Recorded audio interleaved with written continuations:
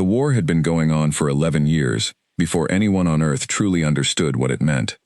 Far past the edge of human space, in a region the old star maps did not even name, a coalition of alien worlds called the Concord was losing. They were losing slowly, the way a body loses blood from a wound that will not close. System by system, world by world, the armies of the Skarn Dominion pushed forward, and system by system, the Concord fell back. The Skarn were not cruel in the way old human stories described monsters. They did not hate the people they conquered, they simply did not see them as people at all. To the Skarn, every world that was not already theirs was a resource waiting to be claimed, and every fleet that stood in their way was an obstacle to be removed.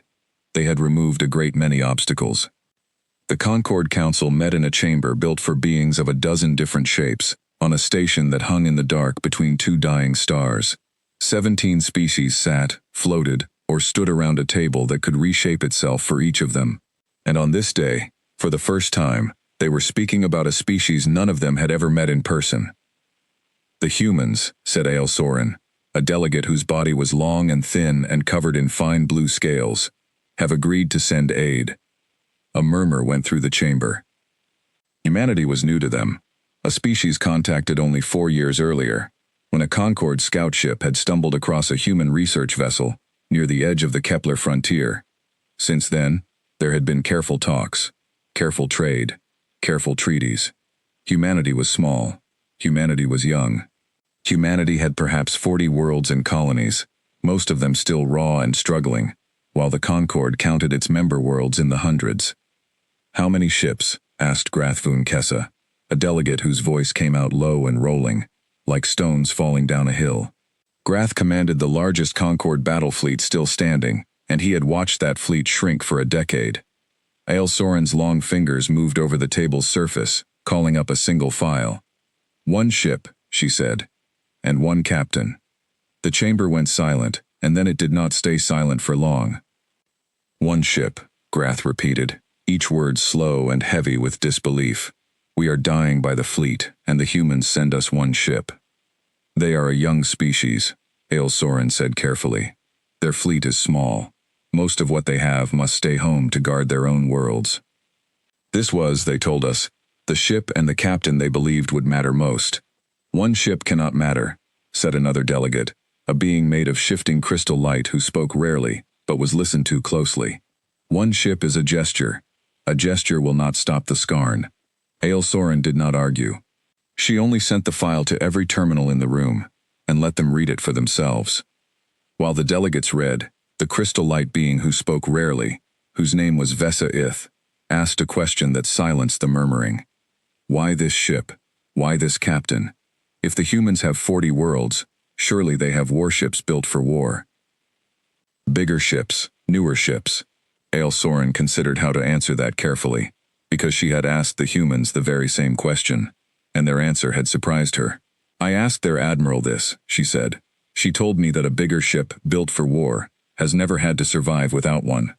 She said, "Their captain has spent 12 years surviving in the space between their worlds, where no navy patrols and no one comes to help, using a ship most would have scrapped for parts." She said, and I am translating her words as closely as I can, that he has never once had the luxury of winning, by simply having more. Grath made a sound low in his chest, something between a growl and a laugh.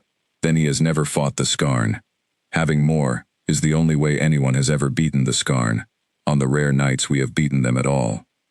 "Perhaps," Ael Soren said. "Or perhaps that is exactly why he was chosen. We have fought this war for 11 years with more ships, more soldiers, more of everything we could throw at the front, and every year, the Skarn take more from us than we take back.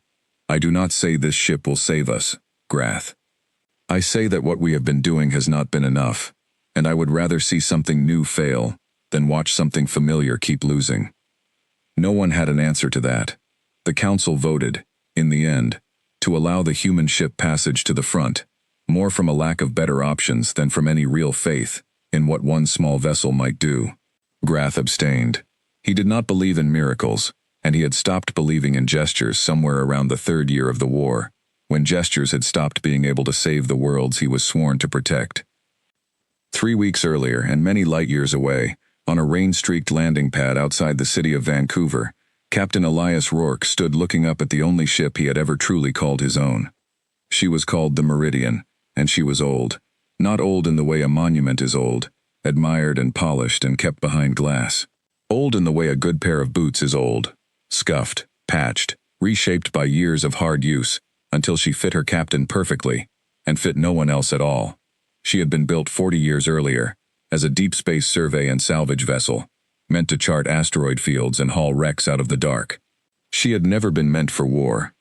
Rourke had bought her at auction 12 years ago, back when he was 30 and broke and full of the kind of stubborn hope that gets young men killed or gets them somewhere worth being. He had spent those 12 years running her through the belt, pulling stranded miners out of collapsing tunnels, chasing down pirates who preyed on slow cargo haulers, hauling salvage that no one else wanted to risk their ship to reach. Somewhere in those years, without ever meaning to, he had turned the Meridian into something the shipping companies quietly called on when a job was too strange, too dangerous, or too far outside the rules for anyone else to take. There was a story the belt still told about him, though Rourke himself rarely told it. 6 years back, a pirate captain named Halverson had taken 3 mining stations hostage at once, threatening to vent their air unless the companies paid him more than any of them could afford. Every larger ship the Belt Authority sent to negotiate had been turned away or shot at. Rourke had gone in alone, in a shuttle instead of the Meridian, claiming to be a salvage broker looking to buy scrap metal off Halverson's own damaged ship. He had spent 6 hours haggling over the price of junk, while Priya, back aboard the Meridian, quietly cut Halverson's fleet off from its own supply line, and Doc rigged false beacon signals that made 3 more Belt Authority cutters look like 12. By the time Halvorsen realized he was surrounded by a fraction of the force he believed he faced, Rourke had already talked his way onto the pirate's own bridge. No shots were fired. All 3 stations were freed within the day. It was the kind of story that sounded impossible, until you learned that Rourke had never once, in the telling, claimed to have been brave. He always said the same thing. He had simply made Halvorsen believe a lie long enough for the truth to stop mattering. It was this reputation, more than any battle record, that had reached Admiral Cho's desk when Earth received the Concorde's request for aid. He had a crew of 6. That was all the Meridian had ever needed, and it was all he brought with him now. Priya Nair was his engineer, a woman who had grown up in the maintenance tunnels of Ceres Station and could coax working machinery out of parts that should have been scrap a decade ago. Marcus Okafor, who everyone called Doc, though he was not a physician of any kind, ran weapons and defense, a job he had taught himself during 3 brutal years fighting belt pirates. Sophia Reyes flew the ship better than the ship's own systems could, a pilot who trusted her hands more than any autopilot. Thomas Lindquist ran communications and, more usefully, ran the endless negotiations that came with salvage law and disputed claims. Ken Osei kept the Meridian's old reactor alive through sheer bloody-minded persistence. And then there was Ren. Ren was the ship's onboard intelligence, an old model AI core that had been considered outdated even when Rourke bought the ship. Most captains would have ripped an AI that old out and replaced it. Rourke had kept Ren, and over 12 years, Ren had learned the Meridian and her crew more thoroughly than any newer, shinier system ever could have. "They still think we're sending a fleet," Rourke said, watching the rain slide down the Meridian's hull. Beside him stood Admiral Hana Cho, who had spent the last week trying, and failing, to talk him out of this. "Some of Council thinks we should be," Cho said. "I told them the truth. We don't have a fleet to spare. Every warship we own needs to stay here, in case the Skarn decide humanity looks like an easy next meal. What we have is you." "One ship isn't going to turn a war," Rourke said. "No," Cho agreed. "But you've turned worse odds than that before, and you've done it without losing your crew. The Concorde asked for help. We can't send an army we don't have, so we're sending them the next best thing, someone who knows how to win when he shouldn't." Rourke was quiet for a moment, rain darkening his shoulders. He was not a young man anymore. There was gray at his temples and lines around his eyes that came from years of squinting into the dark of the belt. But there was something steady in the way he stood, the look of a man who had made peace with risk a long time ago. "They're going to laugh at us," he said. "One old salvage ship, showing up to a war that's swallowing whole fleets." "Let them laugh," Cho said. "Just make sure they stop." The jump out to Concord space took 11 days, and Rourke spent most of them going over what little intelligence Earth had gathered on the Skarn Dominion. It was not much. The Skarn did not negotiate. They did not take prisoners in any way that mattered. Their ships were larger than anything humanity had ever built, their weapons crude but overwhelming, their numbers seemingly endless. Every account of Skarn tactics said the same thing in different words. They win by weight. They throw more ships, more soldiers, more firepower, at a problem, until the problem stops existing. That's not a strategy, Priya said, reading over his shoulder in the cramped galley. That's just math. Math wins a lot of wars, Rourke said. Only if the other side keeps playing by the same math, Priya said, and went back to her diagnostics. Ren's voice came through the overhead speaker, calm and unhurried as always. Captain, I've been reviewing the Concord battle records they sent ahead. There's a pattern worth noting. Go ahead. The Concord fleets fight in formation, in open space, ship against ship, weight against weight. Every battle they've lost has been fought that way. There is no record, in 11 years of war, of the Concord using deception, ambush, feint, or any form of indirect engagement against the Skarn. Rourke leaned back in his chair, considering that. They fight fair. They fight the only way they know how, Ren said. It has not occurred to them to fight any other way. Rourke thought about the belt, about pirates twice the Meridian's size that he had beaten not with bigger guns but with better ideas. False distress signals that led raiders into asteroid fields the Meridian knew and they didn't. Cargo containers rigged to look valuable, and rigged to explode. Retreats that were not retreats at all but traps, closing slowly shut. None of it had been fair. All of it had worked. Ren, he said slowly, start pulling together everything you can on Skarn ship design.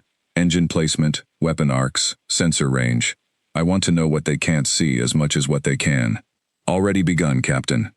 They dropped out of the jump into a sky Rourke had never imagined.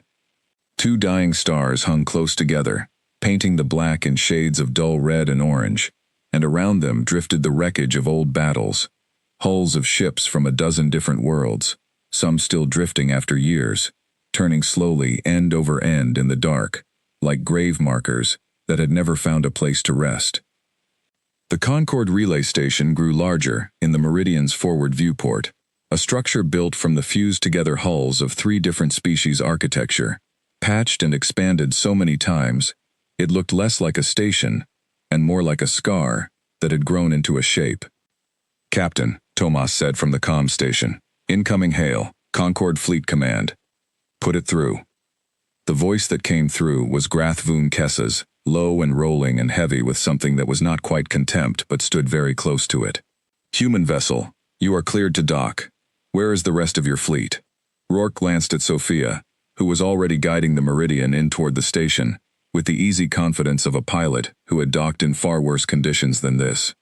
He looked out at the drifting wreckage, at the dying stars, at a war that had been grinding on for 11 years before Earth had even known it existed. This is the fleet, Rourke said. There was a long pause on the other end of the channel, long enough that Tomas checked twice to make sure the connection hadn't dropped. 1 ship, Grath said finally. 1 ship, Rourke agreed. And I'd like to talk about how you've been losing this war. If you have a minute, I think I can help. The silence that followed was not the silence of agreement. It was the silence of a species trying and failing to decide whether they were more insulted or more confused.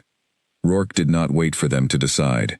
He nodded to Sophia, and the Meridian, old and scarred and far from home, eased herself into dock at the edge of a war that no one on it believed 1 ship could touch.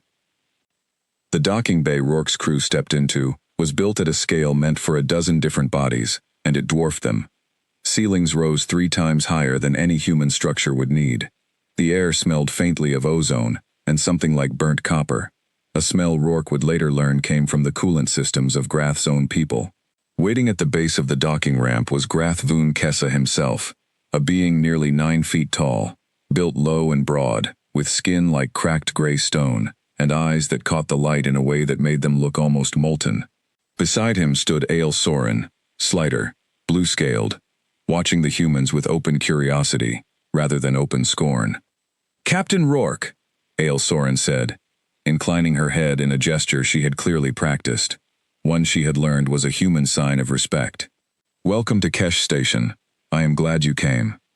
"Glad someone is," Rourke said, and there was no bitterness in it, only a dry, tired humor that made Ael Soren's mouth curve in what might have been the beginning of a smile. Grath did not offer any such gesture. He looked down at Rourke, at the 6 humans behind him, at the old ship still venting heat in the dock beyond, and he did not bother to hide what he was thinking. "You are small," he said. "Your ship is old. Your crew numbers 6. We have lost warships larger than yours, crewed by 400, and you believe you are here to help us." "I don't believe it," Rourke said. "I intend to prove it. Those are different things, and I'd rather you judge me on the second one." "You will have your chance," Grath said. "There is a briefing in 1 hour. You may attend, and you may listen, and if you have anything useful to say, I will permit you to say it. Do not mistake my patience for faith, Captain. I have buried too many good soldiers to have faith left for a stranger and his old ship." He turned and walked away before Rourke could answer, his footsteps echoing off the vast metal floor. Ael Soren lingered a moment longer. "He lost his second-in-command 3 months ago," she said quietly, once Grath was out of earshot. "A close friend, killed defending a colony that fell anyway. He is not cruel, Captain. He is only very tired of losing people to plans that do not work." "I understand that better than he'd guess," Rourke said, looking past her toward the briefing hall doors at the far end of the bay, where officers of a dozen species were already filing in, none of them sparing more than a glance for the small human delegation. "Let's go hear what isn't working. Then maybe I can tell them why." Behind him, Priya let out a low breath. "Well," she muttered, "this is going great so far." "Give it time," Rourke said, and started walking. The briefing hall was already half full by the time the humans found seats near the back, and Rourke used the time before it started to study the room, instead of the star charts glowing at its center. He counted species he had never heard of before this week. Beings with too many limbs, beings with none. A delegate who seemed to be made entirely of coordinated insects moving as one shape. A towering officer whose armor hissed faintly with escaping gas that Rourke guessed was the only air his lungs could breathe. All of them wore the same expression, in whatever way their faces could wear it: exhaustion. The particular exhaustion of people who had been losing for a very long time, and had started to build their lives around the losing, because they no longer knew another way to live. At the front of the hall, the star charts flickered and reshaped themselves into a single system. One Rourke did not recognize by name, but understood immediately by the shape of its data. A Concord world, its defenses marked in fading blue, a Skarn fleet marked in advancing red, the 2 lines converging toward each other, like a wound closing over something that was already lost. "The colony of Beth Adar," Ael Soren said, standing at the front of the hall now, her voice carrying easily through the space. 12 million lives. The Skarn fleet will reach orbital range in 6 days. We do not have the ships to hold that system. We do not have the ships to evacuate it in time either.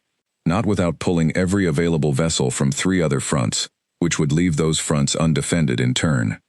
"Then we lose Beth Adar," Grath said flatly, from where he stood near the front. "As we have lost 11 systems before it, we save what ships we can, and we hold the next line." 12 million people, Ael Soren said again, quieter now.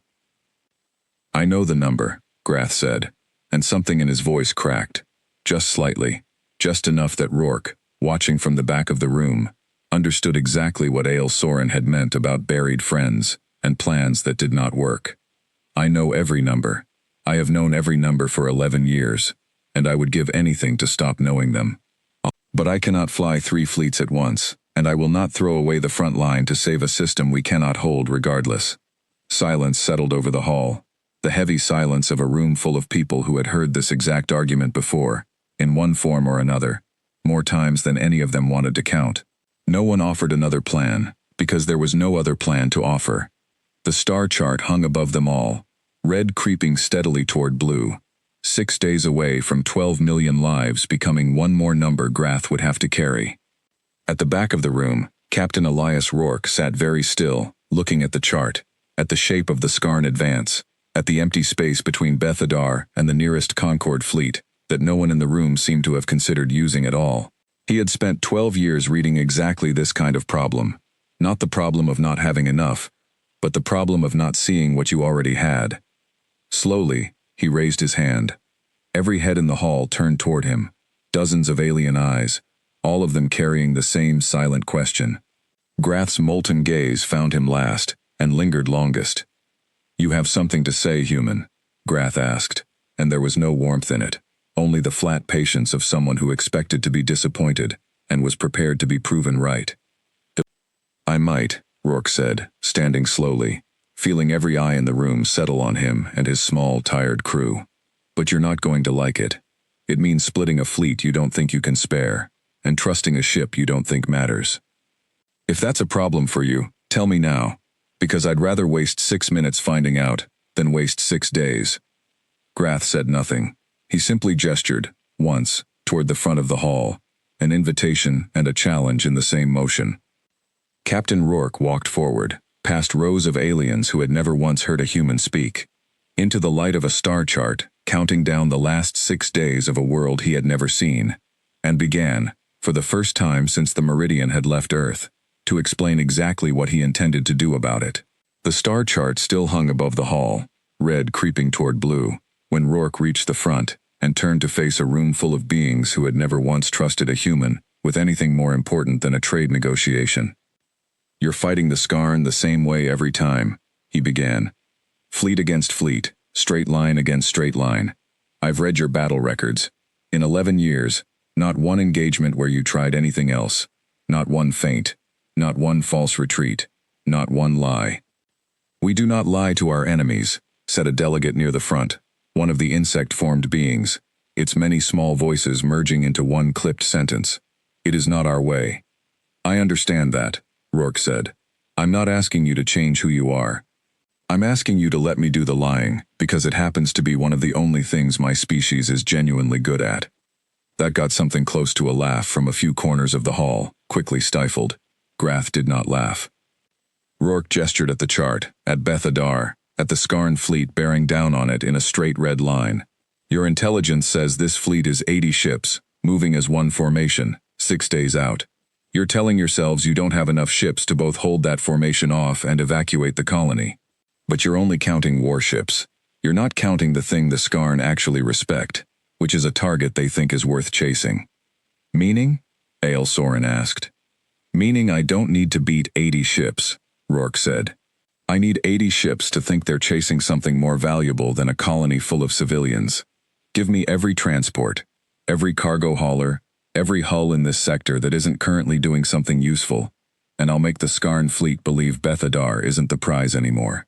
I'll give them a bigger one, somewhere else, and by the time they realize it isn't real, the evacuation's already done." Grath's molten eyes narrowed. "You want to use civilian hulls as bait."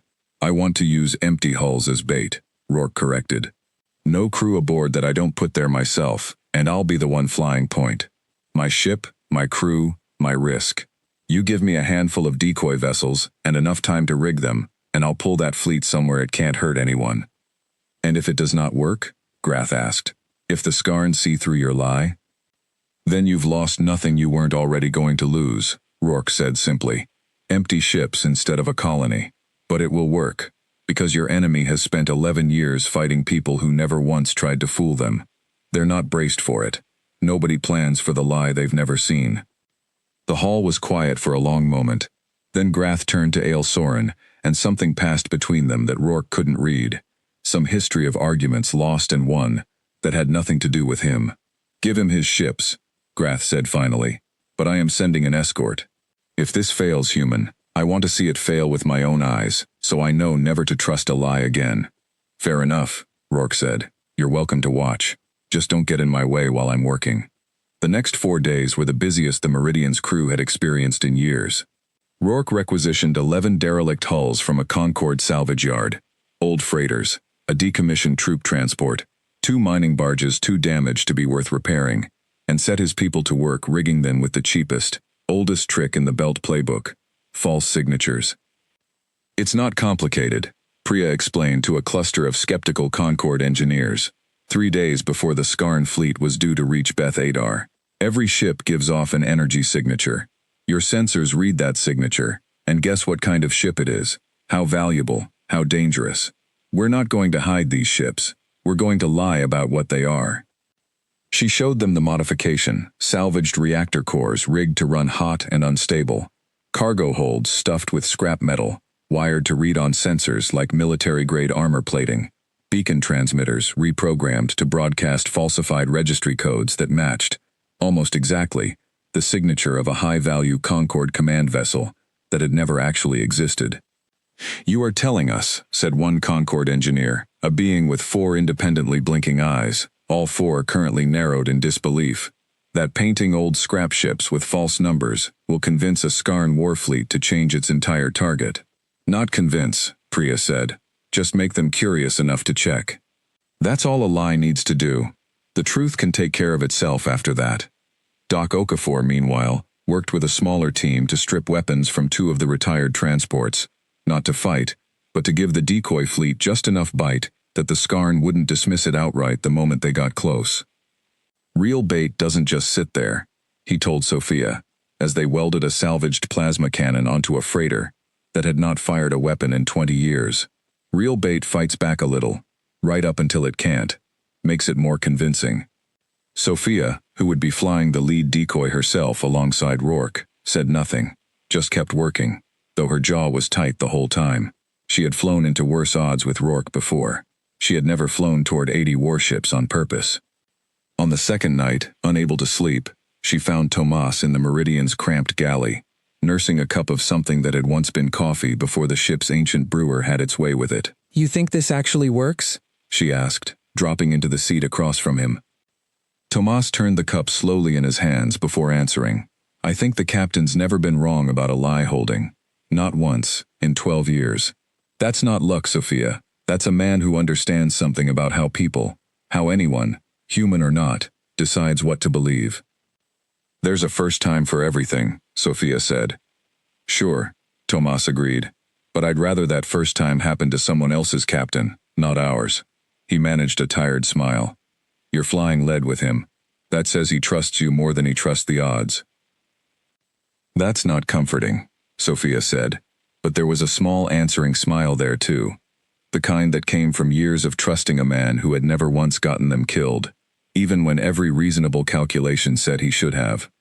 Ken Osei, meanwhile, spent those same nights buried to the elbows in the Meridian's aging reactor, coaxing another few % of output from a system that had been due for replacement for at least 3 years.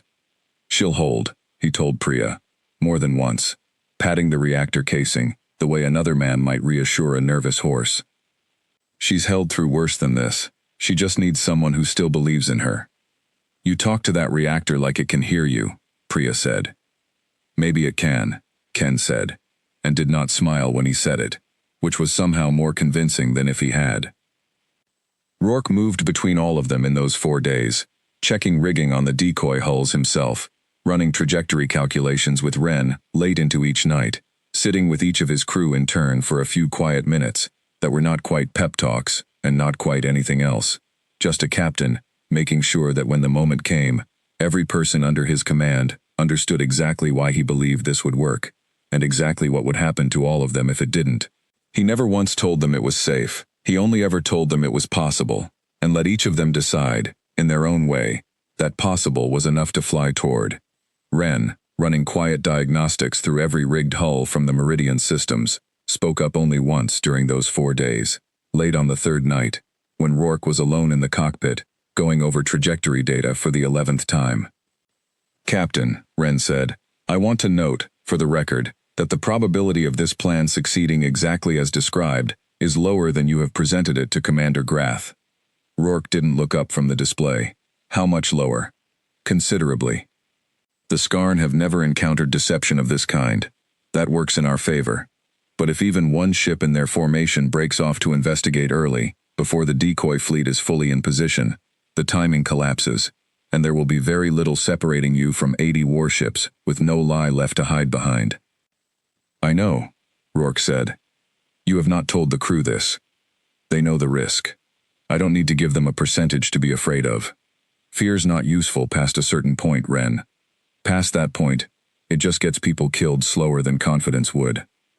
Wren was quiet for a moment, That is either wisdom or recklessness, Captain. I have not yet, in 12 years, determined which.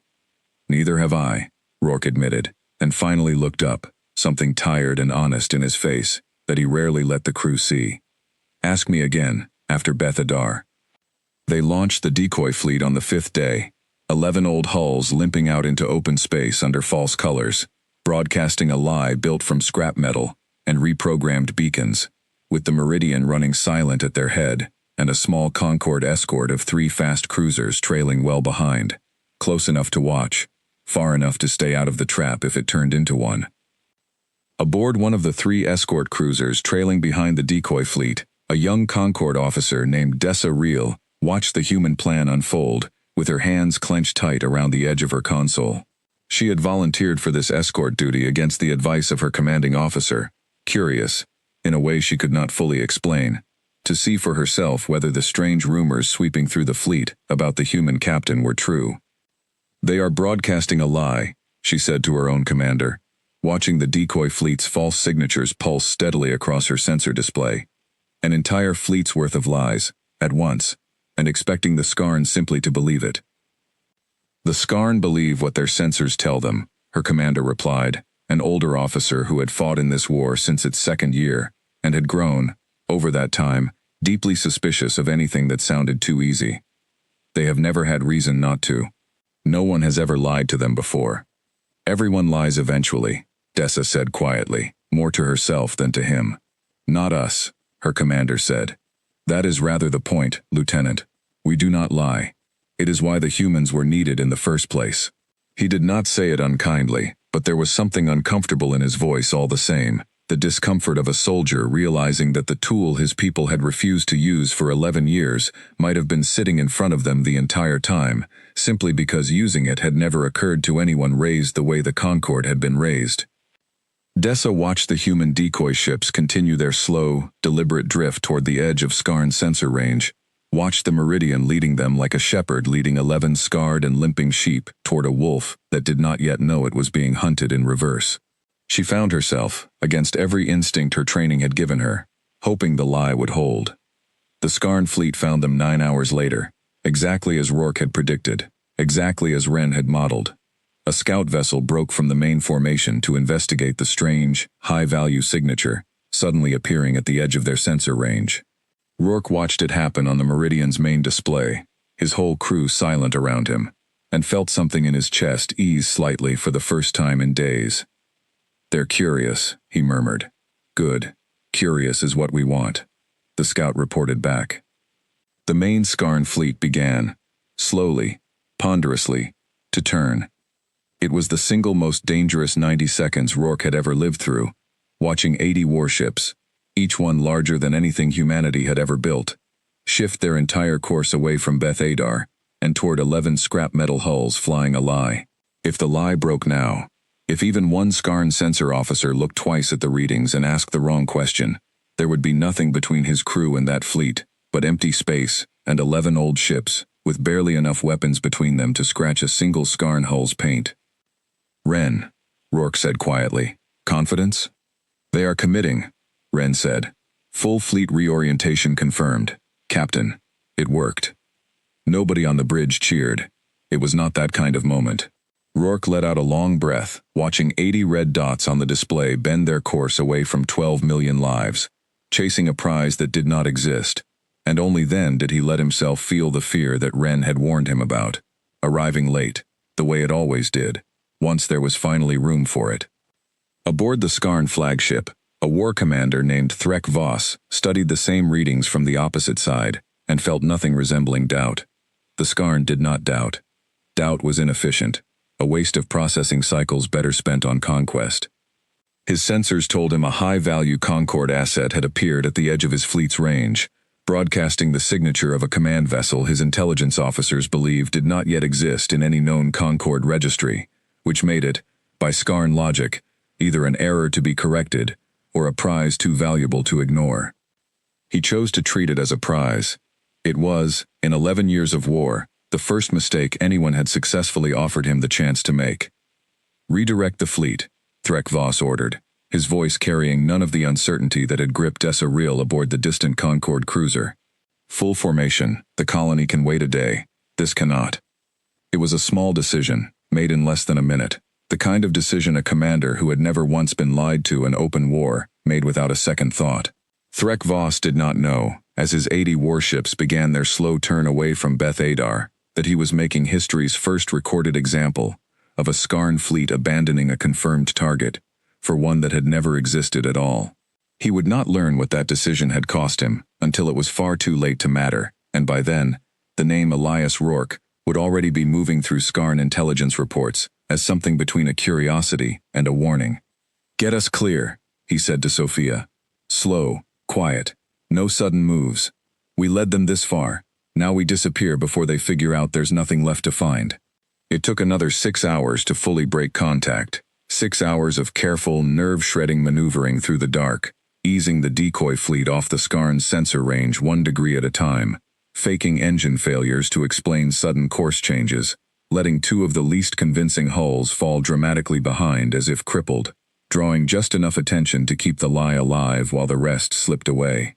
By the time the Skarn fleet finally realized their prize had scattered into nothing but empty scrap and false signals, Beth Adar's evacuation was already 3 hours complete, and the real Concord fleet Grath had quietly redirected in the confusion, was already moving fresh transports in and out of the colony's orbit, unbothered, unseen, exactly as Rourke had promised.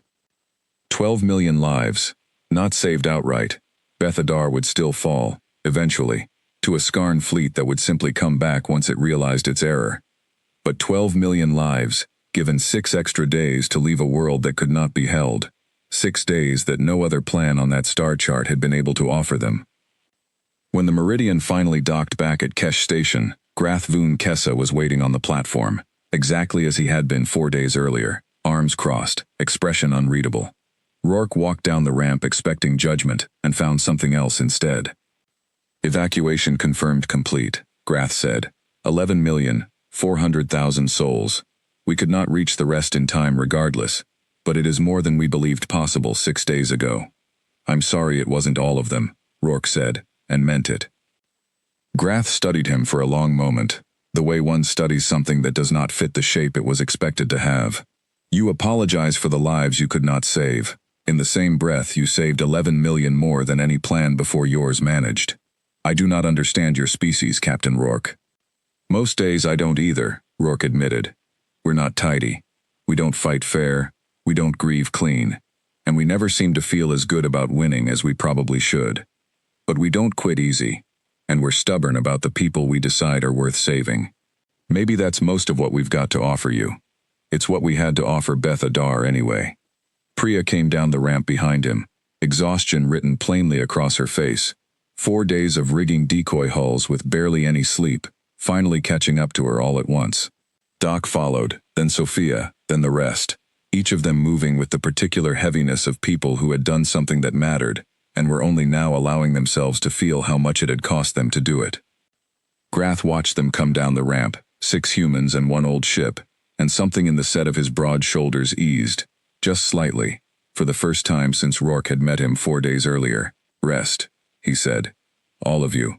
You have earned it. But do not rest too long, Captain. Beth Adar was one system. There are 11 others already lost, and more the Skarn will come for next. If what you did here can be done again, then this war may yet be worth continuing to fight." "It can be done again," Rourke said. "Not the same trick twice, not on a fleet that's learned to be careful, but there's more than one way to lie to an enemy, Commander. I've got 11 years of tricks I haven't used yet, and I imagine your engineers can help me think of a few more." "Then rest tonight," Grath said, turning to walk back toward the command hall. "And tomorrow, you and I will begin discussing exactly how many more of those tricks this war is going to need." Rourke watched him go, then looked up at the Meridian, scorched and tired, and still standing, the same as she always had been after every hard run through the belt. Behind him, his crew filed past toward quarters and food and sleep they had more than earned, and for a moment, Rourke simply stood alone on the docking platform, looking out through the station's viewport at the dying red stars beyond, thinking of 11 million people who would wake up tomorrow, because a lie built from scrap metal had held for 9 hours when it needed to. It was a small victory, in a war built from 11 years of losses, But Rourke had learned long ago, out in the dark of the belt, that wars were rarely won all at once. They were won the way everything worth winning was won. One small, stubborn victory at a time, for as long as it took, until the losing side simply ran out of ways to keep losing. He did not yet know how much further this war still had to go, or how much the Skarn Dominion would change once they realized humanity had entered their war. But standing there, watching the Meridian rest in her dock after the hardest 4 days of a long career, Elias Rourke allowed himself, just for a moment, to believe that Grath was right. This war might yet be worth continuing to fight. You gave us 6 days, no other plan offered, Grath said. I have fought this war for 11 years, Captain Rourke, and I have never once seen an enemy fleet turn away from a target for any reason but force. You turned 80 warships with scrap metal and a lie.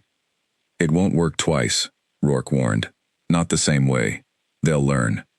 I know, Grath said, which is why I am no longer asking whether one ship can matter in this war. He looked past Rourke, toward the Meridian, old and patched and still venting heat from 6 hard days in the black, and something in his molten eyes shifted, just slightly, toward a respect he had not been prepared to give 4 days before. I am asking what else you and your old ship are prepared to teach us. Behind him, the star charts of Kesh Station had already begun updating with new data, new threats, new red lines creeping toward new worlds that had not yet learned to fear the color. The war was not over. It was not close to over. But for the first time in a long time, Grath Voon Kessa walked back into his command hall, already turning a new kind of plan over in his mind, one that had not existed in Concord strategy a week earlier, and Rourke followed him in, knowing that Beth Adar had been the easy part, and that somewhere ahead, in the dark between the stars, the Skarn Dominion was about to learn exactly how much a single old ship could cost them.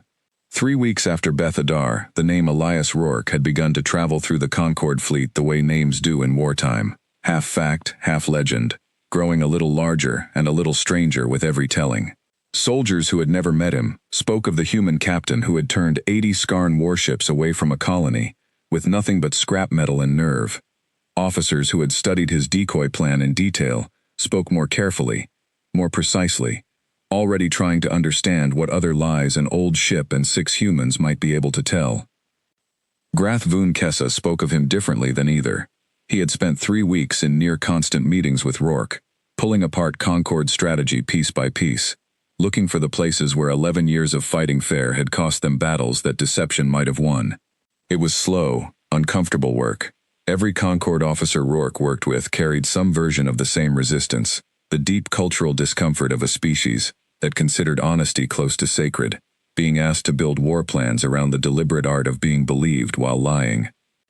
It is not that we cannot understand deception, Ael Soren told Rourke one evening, the two of them alone in a quiet corner of Kesh Station's observation deck, the dying twin stars burning dull red and orange through the viewport. It is that we have never had to practice it. My people settle disputes through direct negotiation. We have no history of misdirection, no folk stories about clever tricksters outwitting stronger foes. Your species seems to have hundreds. Thousands, probably, Rourke said. We've been telling stories about small, clever people beating big, strong ones since before we had written language. I think it's because we spent most of our history being the small ones. You get good at surviving as the underdog, or you don't survive at all. And now you are the underdog again, Ael Soren said. Here, in this war, one ship, one captain, against an empire that has already conquered 100 worlds larger than your own. Story sounds familiar, Rourke said, and there was something almost fond in the way he said it, the tired affection of a man who had spent his whole life being underestimated and had made a career out of exactly that mistake. He did not know, that quiet evening on the observation deck, that the next battle would test every lesson the Concord had learned from him, and would very nearly cost him everything. The Skarn Dominion did not take the loss of 80 warships worth of wasted time lightly. Word reached Kesh Station 11 days later that a new Skarn fleet, larger and more disciplined than any Concord force had faced before, was massing near a system called Ord Vesa, a heavily fortified Concord shipyard world, one of the last major production centers still building warships for the front. If Ord Vesa fell, the Concord's ability to replace lost ships would collapse within a year. Every strategist in the war room agreed on that single point, even as they disagreed furiously about everything else. "This is not Beth Adar," Grath said, standing before a star chart far larger and far more crowded with red than the one Rourke remembered from his first day at Kesh Station. "Ordvessa is defended. We have a fleet in place. We have fortifications. We have every advantage a system can have, short of numerical superiority. This will not be won with scrap metal and a lie. This will be won, if it is won at all, by ships and soldiers standing their ground." "I'm not arguing that," Rourke said. "I'm saying standing your ground doesn't mean fighting exactly the way they expect you to while you're standing it." The plan Rourke proposed for Ordvessa was more ambitious than anything he had attempted at Beth Adar, and considerably more dangerous. Rather than a single decoy fleet, he wanted to split the Concorde's defending force into 3 separate elements: a visible main fleet that would hold position exactly where Skarn scouts expected it, a hidden reserve tucked behind the debris field of a long-dead moon, and the Meridian herself, running silent, positioned to strike at the Skarn fleet's command ships the moment the battle's chaos gave her an opening. "You want to gamble the shipyard's entire defense on a formation no one has tested," said Vesa Ith, the Crystal Light delegate, its voice carrying real concern rather than mere skepticism. "If your hidden reserve is discovered before the battle begins, we will have split our forces for nothing, and the shipyard will fall regardless." "If I don't split the forces," Rourke said, "the shipyard falls anyway, just slower, and with more of your people dead when it does. I've looked at the numbers your own people ran. Straight fleet against fleet. You lose Ordvessa in 6 hours. Maybe 8, if you're lucky. This gives you a real chance. Not a certain one. A real one." Grath was quiet for a long moment, looking at the star chart, at the shipyard that had built more than half the warships still fighting this war, at a plan that asked him to trust a human captain's instincts over 11 years of Concorde doctrine, one more time, with far more at stake than a single colony's evacuation window. "Do it," he said finally. "But I will be commanding the main fleet myself, Captain. If your reserve is discovered, if your ship is lost trying to reach their command vessels, I want to be close enough to change the plan before it costs us everything." "Wouldn't want it any other way," Rourke said. The Battle of Ordvessa began the way Rourke's intelligence had predicted, the Skarn fleet arriving in the same disciplined, overwhelming formation that had crushed 11 Concorde systems before it, bearing down on the visible Concorde fleet holding position before the shipyard's defenses exactly as Grath had positioned them. For the first 90 minutes, it looked, to any observer who did not know about the hidden reserve, or the silent ship waiting in the dark, like exactly the kind of battle the Concorde had been losing for 11 years. Then the trap began to close. The hidden reserve broke from behind the dead moon's debris field precisely when Rourke's timing called for it, striking the Skarn fleet's flank in a maneuver no Concorde force had ever attempted against them. For the first time in the war, a Skarn commander found himself fighting on 2 fronts at once, forced to divide a fleet that had never once needed to divide itself before. And in that division, in that first true moment of Skarn confusion, the Meridian made her move. Rourke had spent 3 weeks with Wren, mapping every known detail of Skarn command ship design, and he used every piece of that knowledge now, guiding the old survey vessel through gaps in the Skarn formation that a warship twice her size could never have threaded, relying on the Meridian's small profile and Wren's precise calculations to slip past point defense that had never been designed to catch something built for navigating asteroid fields rather than open battle. "Command ship in range," Wren reported, calm, even as the Meridian shuddered under fire she was never meant to withstand. "Captain, their point defense has identified us. We have perhaps 90 seconds before—" "90 seconds is enough," Rourke said, hands steady on the controls despite the ship rattling around him, alarms blaring from 3 different systems at once. "Doc, everything we've got, now." Doc Okafor fired every weapon the Meridian carried, in a single, concentrated burst, aimed not at the Skarn command ship's hull, which their weapons could barely scratch, but at its sensor array and communication relays, the delicate systems that let it coordinate the rest of the fleet. It was not a killing blow. It was never meant to be one. It was a blinding blow, and it worked exactly as Rourke had gambled it would. For nearly 4 critical minutes, the Skarn command ship lost the ability to direct its own fleet. 4 minutes in which the divided Skarn forces, already reeling from an attack pattern they had never faced before, began, for the first time in the war, to fight without central coordination. 4 minutes should have been enough. It nearly was. What Rourke had not accounted for, what no Concord intelligence had ever recorded, was that Skarn command ships carried a secondary vessel, small and fast, built for exactly this contingency. A relay craft, designed to restore coordination if the primary command ship was ever disabled.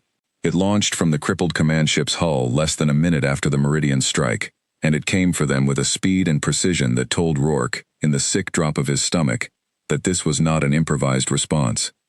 This was a contingency the Skarn had planned for and never needed until now. "Incoming fast craft," Wren reported, urgency finally creeping into the AI's usually level voice.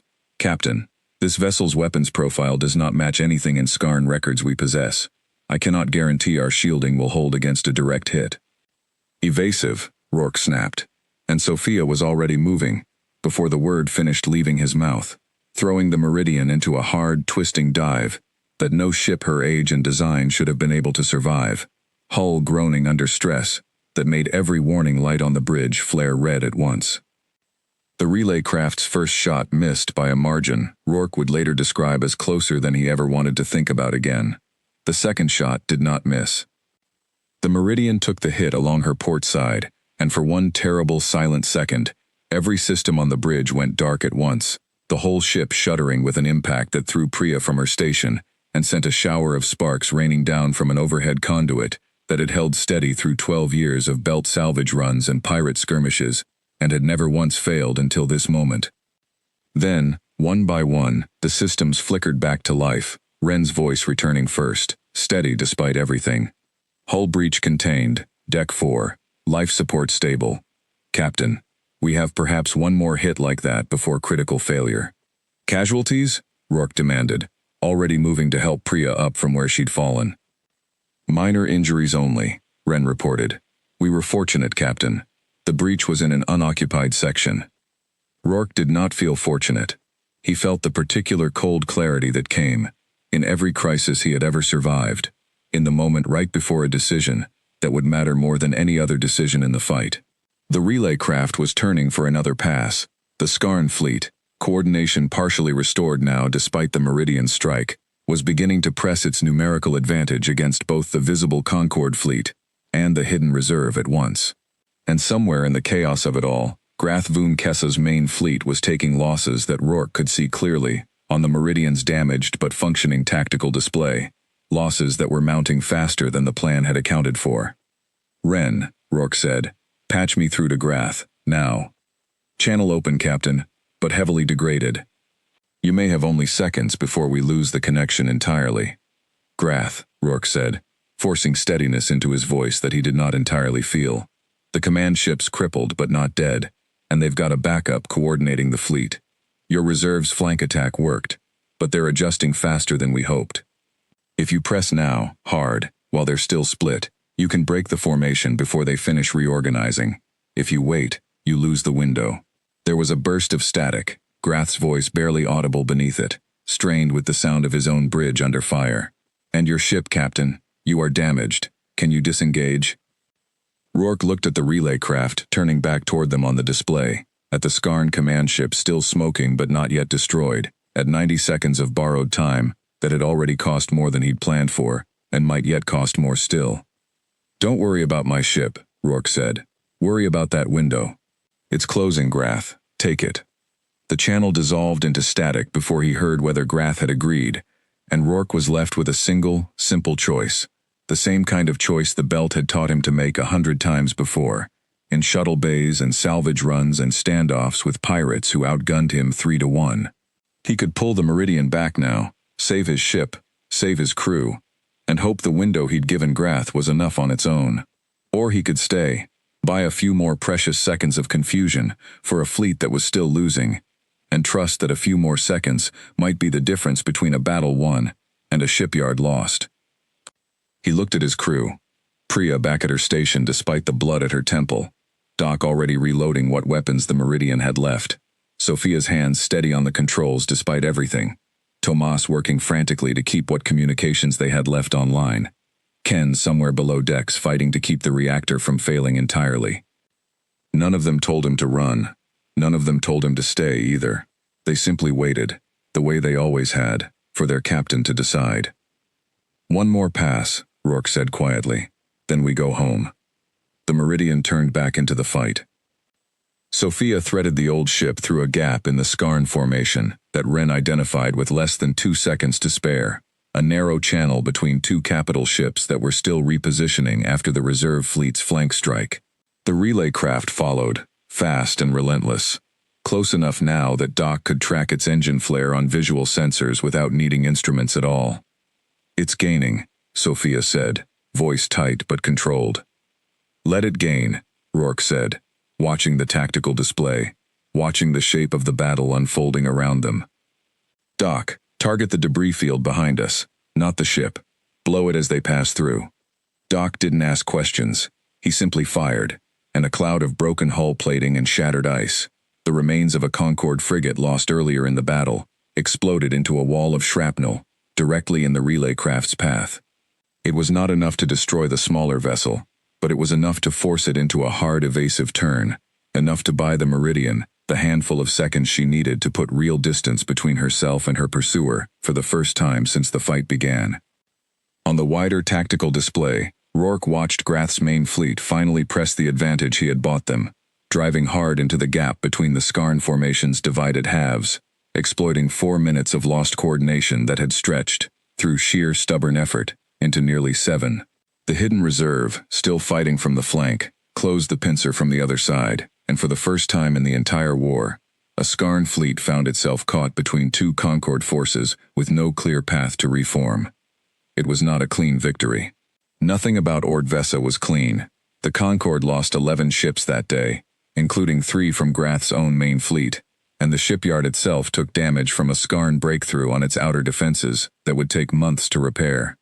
But when the Scarn fleet finally broke formation and withdrew, 6 hours after the first shot was fired, it was the Scarn who retreated, for the first time since the war began, from a system they had come to take.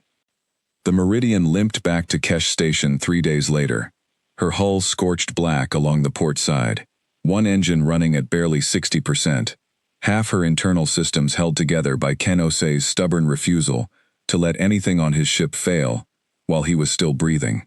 Every member of the crew carried some mark of the battle: Priya's bandaged temple, a burn along Doc's forearm, the hollow-eyed exhaustion that came from 6 hours of combat none of them had trained a lifetime to survive the way Concorde soldiers had. In the quiet of the return journey, before the Meridian reached Doc, Rourke found himself sitting alone with Priya in the engine room, watching Ken sleep sitting upright against the reactor housing he had refused to leave for 11 straight hours. Priya had a coolant line in one hand, only half paying attention to it, her mind clearly still somewhere back in the chaos of the battle. "You scared me today," she said, not looking up. "Turning us back around like that. I've flown with you 6 years, and I don't think I've ever been that scared." "I know," Rourke said. "I was scared too. You didn't look it. Doesn't mean I wasn't." He was quiet for a moment, watching Ken's slow, exhausted breathing. "I made a call. It could have gone the other way. I don't get to pretend it couldn't have, just because it didn't." Priya finally looked up at him. "Would you make the same call again?" Rourke thought about 11 Concorde ships lost, about a shipyard still standing, about the window that had closed a few seconds too late for some crews, and just in time for others. "Yeah," he said quietly. "I think I would. That's the part that scares me more than the battle did." Grath Vun Kessa met them at the docking platform himself, and for the first time since Rourke had known him, the big Concorde commander's composure had cracked entirely open. He crossed the platform in long strides and gripped Rourke's shoulder with a hand that could have crushed bone, though it did not, holding on, instead, with something that was almost desperate in its gratitude. "You should not have turned back," Grath said, voice rough.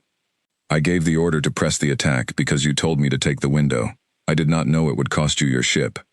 "It didn't cost me my ship," Rourke said, though he could feel the truth in how close it had come, still settling into his bones. "It cost us a few systems, and a lot of sleep. That's a fair trade for a shipyard, Commander." 11 ships, Grath said quietly. 11 crews. I have not lost that few in a single major engagement since the second year of this war. And Ordvessa still stands. The Scarn retreated, Captain. They have not retreated from anything in 11 years. Word of the victory spread through the Concord fleet faster than word of Beth Adar ever had, and this time, it carried a different weight, because Ord Vesa had not been a clever trick played on an enemy too proud to expect it. Ord Vesa had been a real battle, fought and won, with a human captain, and his damaged old ship at the center of a plan that had bled the Skarn Dominion for the first time in the entire war. Not everyone in the Concord received the news with celebration. In the days that followed, as reports of the battle reached every corner of Council space, a quieter, more uneasy conversation began to spread alongside the celebrations. A conversation among certain delegates who had watched a human captain reshape Concord strategy in a matter of weeks, who had watched Grath Voon Kessa, one of the Concord's most senior commanders, defer to that captain's judgment in the middle of the war's most important battle in years, and who found themselves asking, quietly, in rooms Rourke was never invited into, exactly how much influence one small foreign species should be allowed to hold over a war that had never truly belonged to them. Vesa Ith was among the first to raise the question openly, in a private session of the council that Ael Soren attended, and later, reluctantly, described to Rourke in full. The human's tactics work, Vesa Ith had said, its crystal light form, flickering with something like agitation.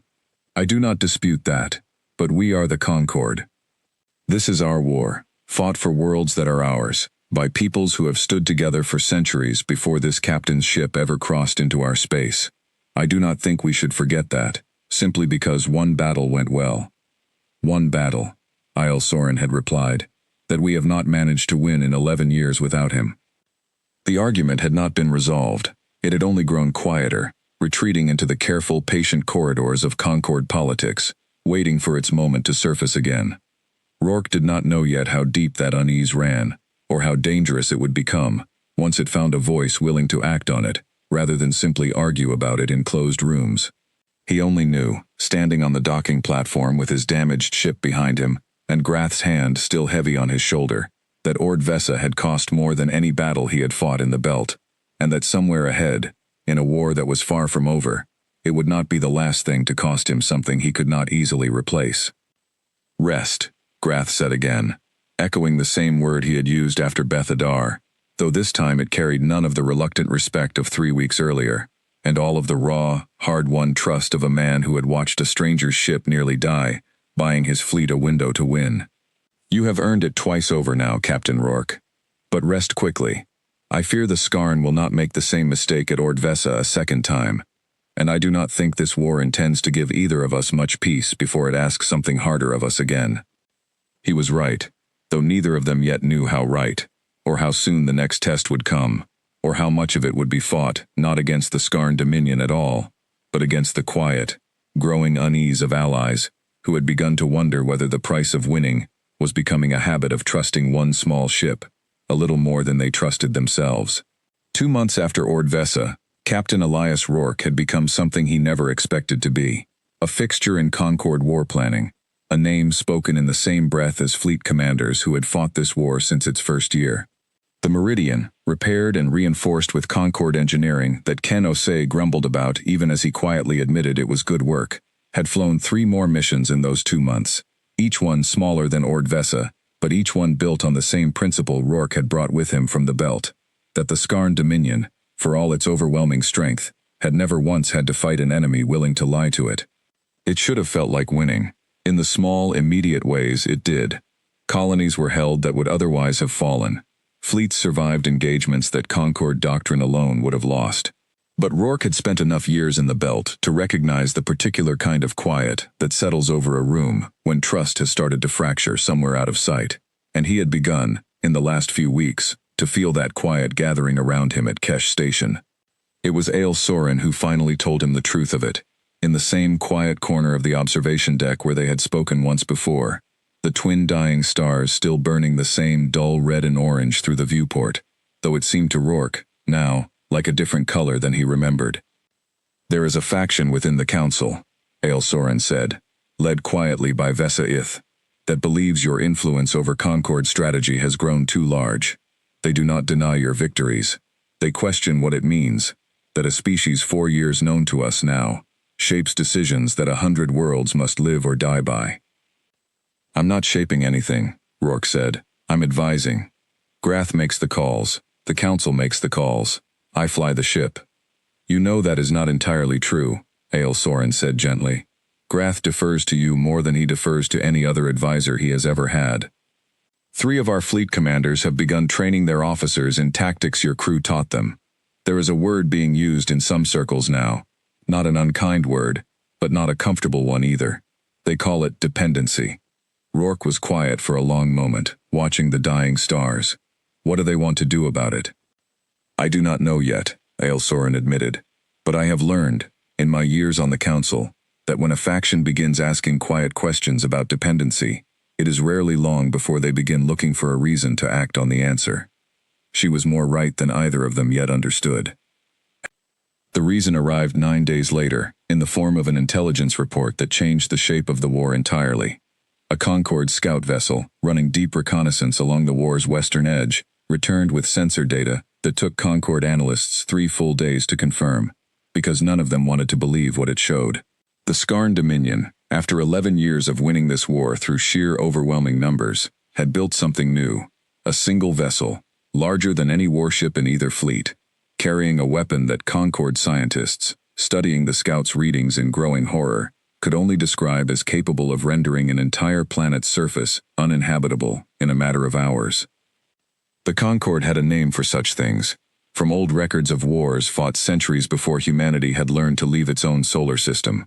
They called it a Reaper-class weapon, and they had believed, until 9 days ago, that no such weapon existed anywhere in known space.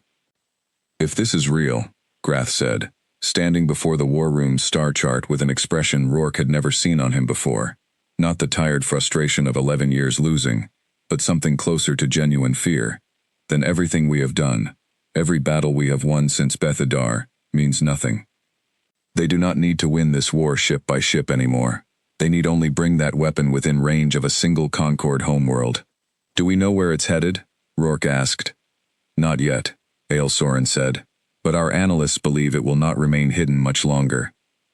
A weapon like this is not built to sit in reserve.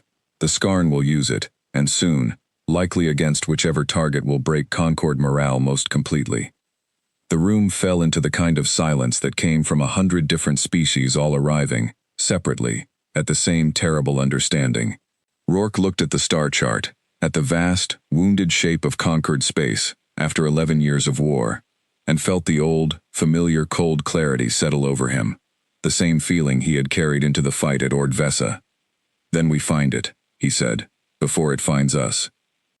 Finding a single vessel in the vastness of Skarn territory should have been close to impossible, and it would have remained impossible if not for a piece of information that arrived from an unexpected source 3 days later, a coded message, smuggled out through neutral trade channels, from someone identifying themselves only as a friend inside Skarn Command. Rourke did not trust it, neither did Grath. A war fought for 11 years without deception on the Concord side had, apparently, made the idea of an inside informant feel almost as strange and untrustworthy as the lies Rourke himself had taught them to tell. It could be a trap, Doc said, during the crew's private discussion aboard the Meridian, well away from Concord ears.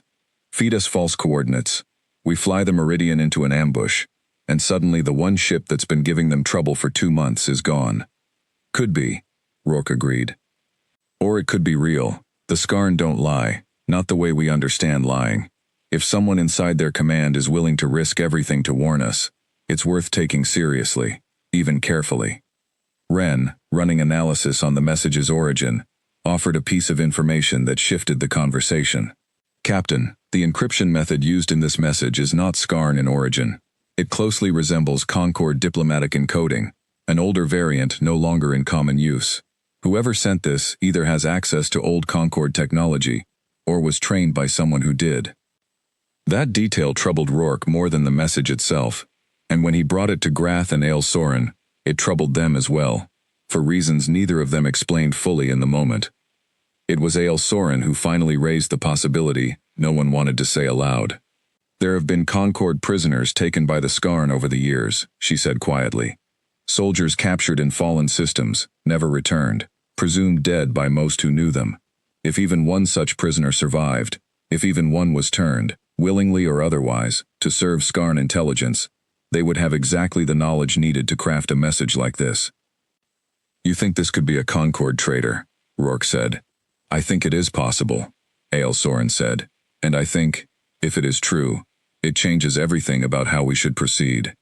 A defector with real access to Skarn command could hand us the location of the Reaper weapon.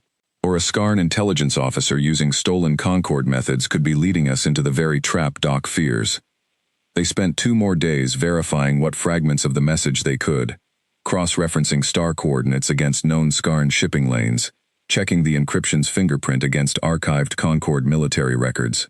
In the end, Rourke made the call the way he had made every hard call since arriving at Kesh Station, not with certainty, because certainty was not something this war offered anyone, but with the same careful weighing of risk against necessity that had carried him through 12 years in the belt.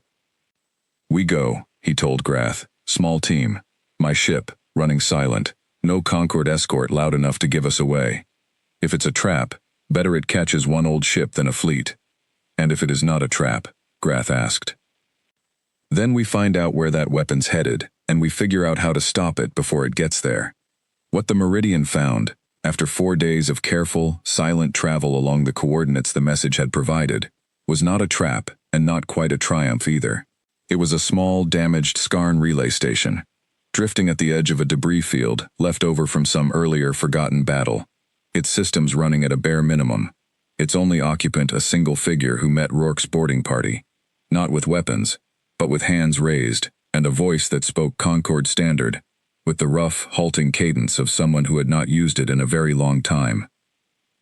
His name, he told them, was Farron Kale, and he had once been a Concord communications officer, captured 6 years earlier when his outpost fell to a Skarn advance.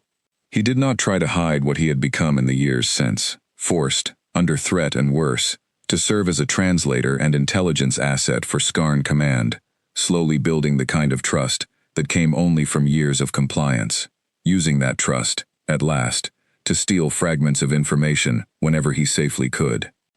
I did not do this for glory, Farron Kale said, sitting in the Meridian's small galley, hands shaking slightly around a cup of water he had not yet drunk from.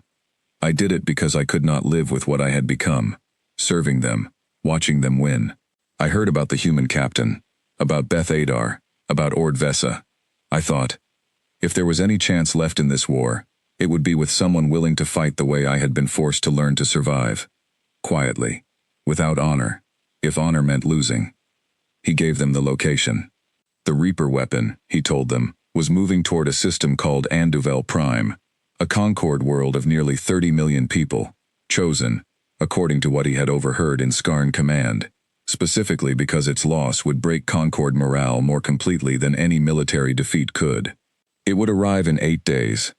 Rourke listened to all of it with the same careful, weighing attention he gave everything, and when Farron Kale finished, he asked the one question that mattered most. Why should I believe any of this? Farron Kale did not flinch from the question. You shouldn't, not completely. I have lied to survive for 6 years, Captain. I understand better than anyone why you would doubt me, but I am not asking you to trust me. I am asking you to verify what I have told you, quickly, because if I am right, you do not have much time left to decide.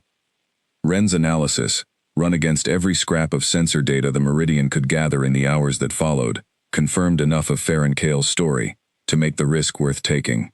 Rourke brought him back to Kesh Station, back into a council chamber already deeply divided over how much trust to place in a single human captain, and delivered news that would either unite that divided council against a common terrible threat, or shatter it completely, in the arguing over what to do about it.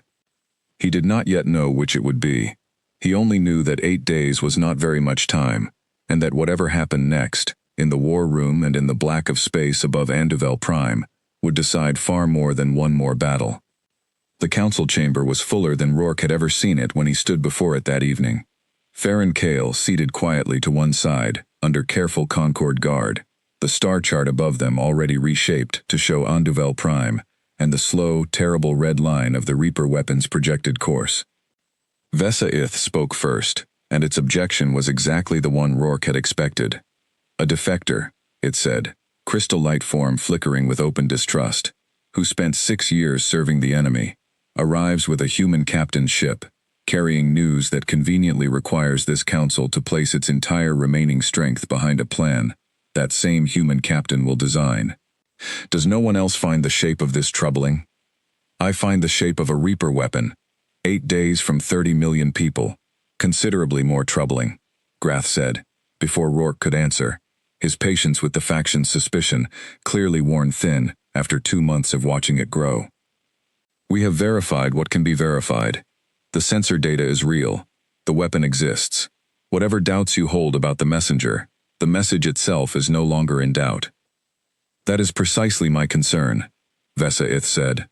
A real and terrible threat, arriving at the exact moment it can be used to justify placing even greater trust in a captain, some of us already believe, holds too much influence over this war. I am not accusing Captain Rourke of orchestrating this. I am asking this council to consider how convenient it is, regardless. The chamber erupted into overlapping voices, delegates arguing in a dozen different registers and cadences, and Rourke stood quietly through most of it, letting them argue, because he understood something about this moment that arguing himself would not fix. Trust, once it began to fracture, could not be repaired by the person being doubted insisting he deserved to be trusted. It had to be repaired, if it could be repaired at all, by something else entirely. It was Farron Cale who finally spoke, his rough, halting Concord standard cutting through the noise, with a quiet steadiness that came from a man who had spent 6 years learning exactly how much his own words could cost him. I understand your suspicion, he said, looking directly at Vesa. I lived among the Skarn for 6 years. I know what it is to doubt everyone, because I spent 6 years being someone you could rightly doubt, but I did not come here to ask for the Council's trust in me. I came because 30 million people on Andovel Prime do not have the luxury of this Council's caution. Doubt me all you like, after. Verify everything I have told you, if there is time, but do not let the shape of your suspicion cost more lives while you argue about it. It was not a perfect resolution. Vesa did not withdraw its concerns, and Rourke understood, watching the crystal light delegates' form settle into something cold and unmoved even as the rest of the chamber turned toward action, that this argument was far from finished. But the council voted, in the end, to commit its remaining strength to the defense of Andovel Prime, and Grath turned to Rourke with the star chart still glowing behind him. 8 days, Grath said. What is your plan, Captain? The plan Rourke built over the following 2 days was the most dangerous thing he had ever attempted, more dangerous even than the gambit at Ord Vesa, because a Reaper-class weapon did not fight like a fleet. It did not need to outmaneuver anyone. It needed only to reach firing range of Andovel Prime, and hold that range long enough to unleash whatever terrible force Concord scientists still struggled to fully understand. We cannot out-armor it, Grath said, studying what little data they had on the weapon's design, gathered from Farron Cale's memory and confirmed by desperate long-range scans. We cannot outgun it. Every simulation our analysts have run ends the same way, Captain. If that weapon reaches Andovel Prime, and we have not stopped it first, the system is lost, regardless of how many ships we throw at it afterward. Then we don't let it reach firing range, Rourke said. We hit it before it arrives, somewhere its own fleet doesn't expect trouble, using the one thing it doesn't have, speed and surprise. It's a weapons platform, Grath, not a warship. Whatever's protecting it wasn't built to survive a fight it didn't see coming. The plan, when Rourke finished laying it out, asked for exactly the same 3 things every plan he had built since Beth Adar had asked for. A visible force to hold the enemy's attention, a hidden strike element to exploit the moment that attention was fixed elsewhere, and the Meridian herself, running silent, positioned to deliver the single blow that would matter most. But this time, for the first time since Rourke had arrived at Kesh Station, the plan required something he had never asked the Concord for before. It required them to strike first, before the Reaper weapon reached Concord space at all, deep inside territory the Skarn Dominion considered entirely their own. You are asking this council to authorize an offensive strike into Skarn territory, Ael Soren said quietly, when Rourke presented the full plan the following morning. In 11 years of this war, we have never once done that. We have defended. We have held lines. We have never attacked first. I know, Rourke said, but that Reaper weapon isn't going to wait for you to decide you're comfortable with the idea. It's 8 days from Andovel Prime, And every hour we spend arguing about whether this war has always been defensive is an hour closer to 30 million people finding out it doesn't have to stay that way.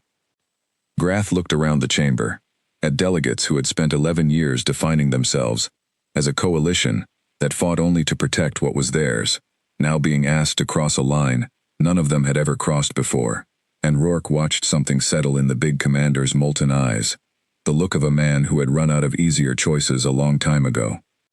"Prepare the fleet," Grath said. "We attack in 6 days."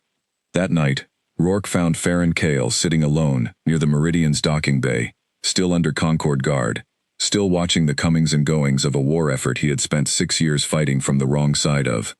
Rourke sat down across from him without being asked, and for a while, neither of them said anything at all. "They will not fully trust me," Farron Cale said eventually. "Even now, even after this." "No," Rourke agreed. "Probably not for a long time, if ever. Trust isn't something you get back all at once. You earn it back the same slow way you lost it, one honest thing at a time." "You sound as though you speak from experience." "Every captain who's ever lost a crew member's trust and had to earn it back speaks from experience," Rourke said. "Doesn't matter what species you are. That part's the same everywhere I've been." Farron Cale turned the cup of water in his hands, the same nervous gesture Rourke remembered from their first conversation aboard the Meridian. "I did not expect to be believed, Captain. Not truly. I only hoped I would be listened to long enough to matter." "You were," Rourke said. "That's more than a lot of people get." He left Farron Cale there and walked back toward the Meridian, where his crew was already deep into the work of preparing for 6 days that would decide whether this war changed shape entirely or ended in a way none of them wanted to see. Priya had the engines half disassembled again, chasing every last percentage of output the old reactor could safely give. Doc was running weapons diagnostics for the 3rd time that day, his jaw set in the particular tight, focused way it always got before something that mattered more than most. Sophia sat alone in the cockpit, staring out at Kesh Station's dying twin stars, and Rourke understood, without needing to ask, exactly what she was thinking about. "You don't have to fly point on this one," he told her quietly. "I could take a different pilot for this run. It's more dangerous than anything we've done." Sophia didn't look away from the viewport. "You're not taking a different pilot," she said. "I've flown you through worse odds than this, and I'll fly you through this too. Just don't ask me to pretend I'm not scared, Captain. I earned the right to be scared a long time ago." "Fair enough," Rourke said, and left it at that. Because there was nothing else worth saying, and because 6 days from now, scared or not, every one of them would be exactly where they had chosen to be, flying toward a weapon that could end 30 million lives, with nothing but an old ship, a stubborn crew, and the same simple, dangerous trick that had carried them this far, the willingness to make an enemy believe something that was not quite true, for just long enough for the truth to stop mattering. Somewhere ahead, in the dark between Concord space and territory no human or Concord ship had ever dared to enter uninvited, the Reaper weapon continued its slow, patient march toward Ondevel Prime, unaware that the smallest ship in either fleet was already turning to meet it. 6 days passed the way the days before every hard battle always passed for Rourke, too slowly in the daylight hours, when there was nothing left to prepare, and only waiting remained, and far too quickly once the fleet finally began its approach into Skarn territory, as if the universe itself understood there was no more time left to waste. The strike force Grath assembled for the mission was the largest offensive fleet the Concord had ever gathered, built from ships pulled off 3 different defensive fronts, a gamble in itself, since every commander involved understood that stripping those fronts bare left other Concord worlds vulnerable while the fleet was away. It was, Ail Soren told Rourke quietly during the final briefing, the single largest risk the Council had taken in the entire 11 years of war, and it rested, in the end, on a plan built by a human captain who had been part of this conflict for less than 3 months. 11 years of caution, Ail Soren said, and it took a stranger from outside our entire history to convince us. Caution was no longer keeping us safe. "Caution kept you alive this long," Rourke said. "I'm not here to tell you it was wrong. I'm just telling you it's not enough anymore. Not against this. Sometimes the thing that keeps you alive stops being the thing that lets you win, and you have to know the difference before it's too late to matter." Grath's voice came over the comm, steady and clear. cutting through the last quiet moments before the fleet crossed into Skarn territory. For the first time in the war's history, all ships, final positions, we move on my mark. Aboard the Meridian, Rourke's crew took their stations in the same practiced silence they had carried into every hard fight before this one. Priya at engineering, Doc at weapons, Sophia's hands steady on the controls, Tomas monitoring communications across a fleet larger than any he had ever coordinated for, Ken below decks, with the reactor he had nursed back to full strength through 6 days of relentless work. Ren's presence hummed quietly through every system, calm as always, though Rourke had learned over 3 months to hear the particular careful precision in the AI's voice that meant even Ren understood how much this single battle would cost, one way or another. "Captain," Ren said, as the fleet crossed the border into space no Concorde ship had ever entered by choice. "I want to note, for the record, that whatever happens today, it has been an honor to calculate the odds beside you." Rourke almost smiled. "That sounds like a goodbye, Ren." "It is a statement of fact, Captain, offered in case there is no better time to make it later." A pause. "I would prefer there to be a later, for what it is worth." "So would I," Rourke said, and turned his attention forward, to the dark ahead, where somewhere, the largest weapon either side had ever built, was drawing steadily closer to 30 million lives that had no idea how close they had come to disaster. They found the Reaper weapon 11 hours later, exactly where Farron Kale's information had said it would be. Moving under heavy escort through a stretch of space, the Skarn clearly believed was entirely safe from Concorde interference. The weapon itself was larger than anything Rourke had ever seen fly, a vast, dark shape, bristling with the strange, angular architecture the Skarn favored, surrounded by a screen of nearly 40 warships, arranged in the same disciplined, overwhelming formation that had crushed 11 Concorde systems before this war ever brought a human captain into it. "Confirmed visual," Ren reported. "Reaper-class weapon, escorted by 38 warships. Captain, this is a considerably larger defensive screen than our intelligence anticipated." "They know it's valuable," Rourke said. "Makes sense they'd protect it like it is." He studied the tactical display, the vast dark shape of the weapon at its center, the disciplined wall of escort ships around it, and felt the same cold clarity settle over him that had carried him through Ordvessa. "Grath, you seeing this?" "I see it," Grath's voice came back, tight with the particular controlled tension of a commander about to commit everything he had to a single throw. "This is more than we planned for, Captain. If we press the attack as designed, we risk losing the entire strike force before we ever reach the weapon itself." "Then we don't press it as designed," Rourke said. "We press it as Beth Adar. We make them believe there's something here worth chasing more than protecting that weapon." It was, in the final accounting, the boldest lie Rourke had ever attempted to tell, built not from scrap hulls and false signatures this time, but from the entire visible strike force itself, arranged to look, on Skarn sensors, like the leading edge of a far larger Concorde invasion than the intelligence Rourke's team had allowed to leak deliberately through channels Farron Kale still had quiet access to. It was a risk, built on a risk, a lie about a lie, and Rourke had spent 6 days convincing Grath and the Council that it was the only path that gave them a real chance, instead of a doomed one. The escort fleet took the bait exactly as Rourke had gambled it would, breaking formation to meet what its sensors told it was an invasion force far larger than reality, pulling nearly 30 of the Reaper weapon's 38 escorts into a defensive engagement against Grath's visible strike force, leaving the weapon itself protected by only a handful of ships and its own formidable defenses. That was the Meridian's moment, and Rourke did not waste it.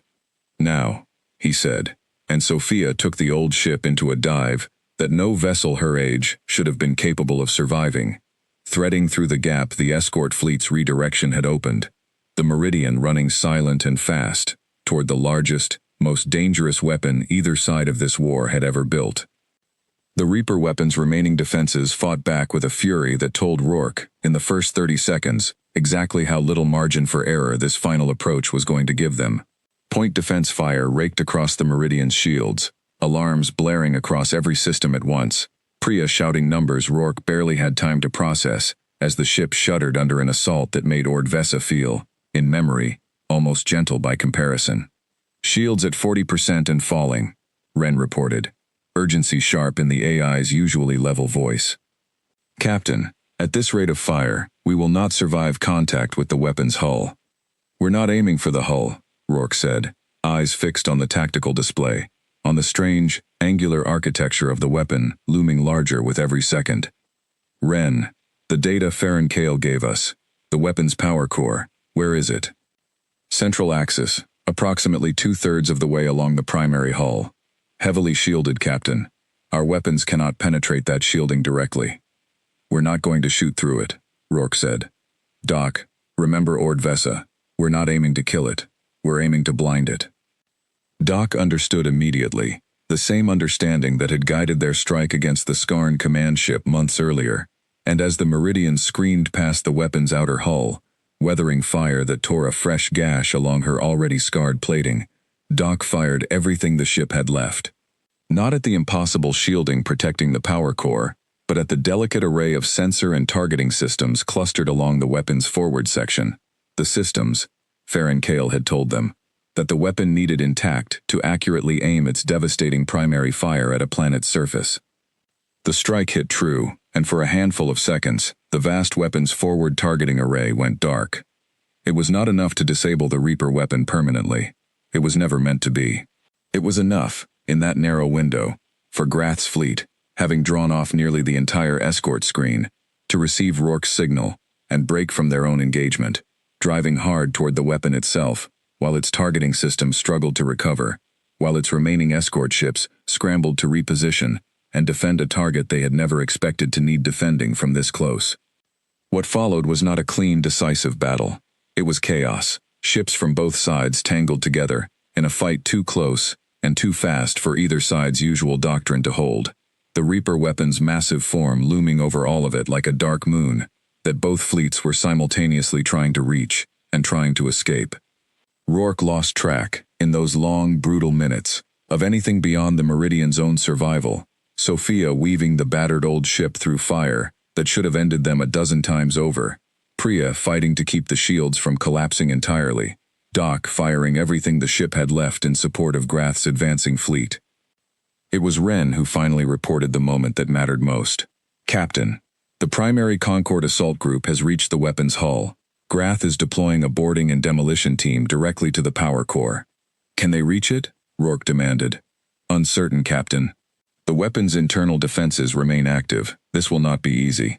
It was not easy. It took nearly 20 more minutes of desperate fighting, minutes in which the Meridian held position near the weapon's damaged targeting array, drawing fire away from the boarding team's approach vector, at a cost that left the old ship's hull more scar than metal. Twice during those 20 minutes, Ren reported hull breaches severe enough to threaten the whole vessel, and twice, Ken Osei, working alone in a reactor room filling slowly with the acrid smell of burning insulation, found some way to keep the ship's failing systems alive a little longer, cursing at machinery that had never been designed to survive what he was asking of it. Talk to me, Priya, Rourke called out, watching a warning display flash red across 3 separate systems at once. Shields are gone, Captain, Priya shouted back over the noise of alarms and Sophia's hard, evasive maneuvering. We're running on hull integrity alone now. I don't know how much longer she holds. She holds as long as we need her to, Rourke said, though he could not have said, in that moment, whether he believed it or simply needed it to be true. He had asked the Meridian for more than he had ever asked of her before, more than he had asked in 12 years of salvage runs and pirate skirmishes combined, and some small, superstitious part of him, the same part that had let Ken talk to the reactor like it could hear him, silently asked the old ship to hold on just a little longer, for all of them. She held. Grath's voice finally came through the comm, ragged with exhaustion, and something that might have been disbelief. Core breached, he said. Charges set. Captain Rourke, get your ship clear, now. The Reaper weapon's destruction, when it finally came, was not the vast, dramatic explosion Rourke had half expected. It was quieter than that, a slow collapse of failing systems, a dying shudder that ran through the weapon's massive hull as its power core lost containment, and then, finally, a bright, terrible flash that lit the black of space brighter than either dying star Rourke had watched burn dull red and orange over Kesh Station for 3 long months. By the time the light faded, the weapon that had been 8 days from ending 30 million lives on Anduvel Prime was nothing but drifting wreckage, and the Skarn escort fleet, its purpose gone, its numbers cut nearly in half by a battle it had never expected to fight this deep, in what it had always considered safe territory, broke and scattered into a retreat as disordered as the one Rourke had first tricked from them months earlier, over a colony that no longer needed saving. The Concord strike force had paid for the victory. 19 ships lost, hundreds of soldiers dead, Grath's own flagship limping home with damage that would keep it in dock for months. But the Reaper weapon was gone, and with it, the single greatest threat this war had produced in 11 long years of fighting. The Meridian made it back to Kesh Station on little more than momentum, and Ken Osei's stubborn refusal to let the reactor fail before they reached home. Rourke stood on the docking platform afterward, watching his crew disperse toward medical bay and quarters, and the kind of exhausted silence that only came after surviving something none of them had been entirely sure they would survive, and felt, for the first time since arriving at this war, something close to peace. Grath found him there an hour later, moving stiffly from wounds he refused to have treated until every other injured soldier under his command had been seen first, and stood beside Rourke in silence for a long moment before speaking. 11 years, Grath said finally. I fought this war believing there was no way to win it, except by enduring longer than the Skarn were willing to keep losing ships to take from us. You showed me another way, Captain. I do not know how to properly thank a species for that. You don't have to thank us, Rourke said. You just have to keep fighting smart, now that you know it's possible. That's the only thanks I need. Vesa Ith will not be satisfied so easily, Grath admitted. There will be more arguments in council about how much trust this Concord should place in outsiders, even after today. Old fears do not vanish because one battle went well, however important that battle was. They shouldn't vanish, Rourke said. Trust that comes too easy isn't worth much. Let them argue. Let them ask hard questions. Just don't let the arguing stop you from doing what actually works, when the moment calls for it. That's all I'd ask of anyone. Grath was quiet a moment, then added, more carefully, Vesa Ith came to see me this morning, before I found you here. It did not apologize exactly. Its people do not often apologize in the way yours do. But it acknowledged that Andovel Prime still stands, because of a plan it had argued against in council 4 days ago. I do not think it will trust easily, Captain, even now, but I think it will argue more carefully, going forward. That may be the most any of us can ask of it. That's more than enough, Rourke said. I never needed Vesa Ith to like the plan. I just needed this council to survive, long enough to keep arguing about the next one. There was word, too, of Farron Kale, delivered to Rourke almost as an afterthought, amid everything else that day, though it mattered to him more than he expected it to. The council, after long and difficult deliberation, had voted not to punish the former communications officer for his years of forced service, weighing 6 years of survival under threat against the intelligence that had ultimately saved Andovel Prime, and had granted him, instead, a quiet posting on Kesh Station itself, helping to translate and verify future intelligence gathered from similar sources. It was not forgiveness exactly. Ailsoren told Rourke later that some among the council doubted it ever fully would be, but it was a chance, which was more than Farron Kale had allowed himself to hope for during 6 long years of silence, and when Rourke passed him in the station's corridors 2 days later, the man looked, for the first time since Rourke had met him, like someone who believed he might have a future worth living toward. Thank you, Farron Kale said simply, stopping him in the corridor. For listening, when you had every reason not to. Thank you for talking, Rourke said, when you had every reason to stay quiet and safe. That took more courage than anything I did out there, if you ask me. Farron Kale did not seem to know what to say to that, and Rourke did not wait for an answer, only nodded once and kept walking, leaving the man standing there with something unfamiliar and hopeful settling slowly across his tired face. Word of the battle above the Skarn frontier reached every corner of Concord space within days, and reached Earth not long after, carried home by a relay message from Admiral Cho that Rourke recorded himself, standing on the Meridian's battered bridge with his exhausted crew gathered around him. We did what we came to do, he said simply, into the recording. Cost more than I wanted it to. 19 ships, a lot of good soldiers who won't be going home. But there's 30 million people on a world called Andovel Prime who get to keep living their lives because a coalition of species we'd barely met 4 years ago decided to trust one old ship enough to try something new. I think that's worth something. I think it's worth a great deal, actually. He paused, looking around the bridge at Priya, Doc, Sophia, Tomas, Ken, at the ship that had carried them through the belt, and now through a war none of them had ever expected to fight. Earth sent one captain and one old ship to a war we had no army to spare for, he continued. I used to think that meant we weren't sending much. I don't think that anymore. Turns out the thing this war needed most wasn't more ships. It was someone willing to try something the other side had never seen coming. Turns out that's something we've always had more of than we ever gave ourselves credit for. Back on Earth, Admiral Cho watched that recording alone in her office late at night, the message having traveled the long, slow relay chain between Concord space and human space over almost 2 full weeks. She did not send a reply that night. Instead, she sat for a long time looking at the still image of Rourke's tired, scarred crew gathered around him on the Meridian's battered bridge, and thought about the quiet arguments that had filled Earth's own council chambers 3 months earlier, when she had first proposed sending one ship instead of the fleet some had demanded. There had been those who called it reckless.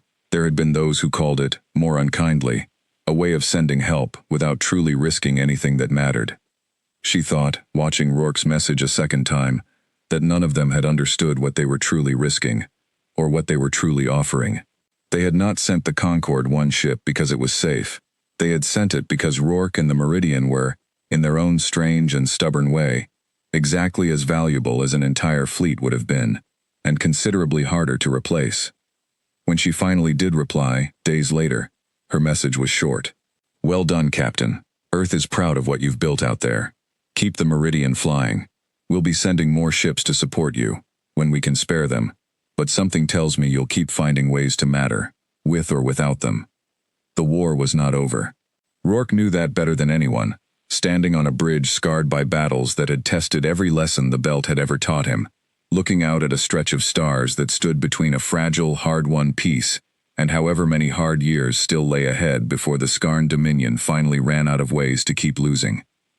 But for the first time since the Meridian had first dropped out of its jump into a sky painted in dying red and orange, Elias Rourke let himself believe, fully and without reservation, that this war could be won.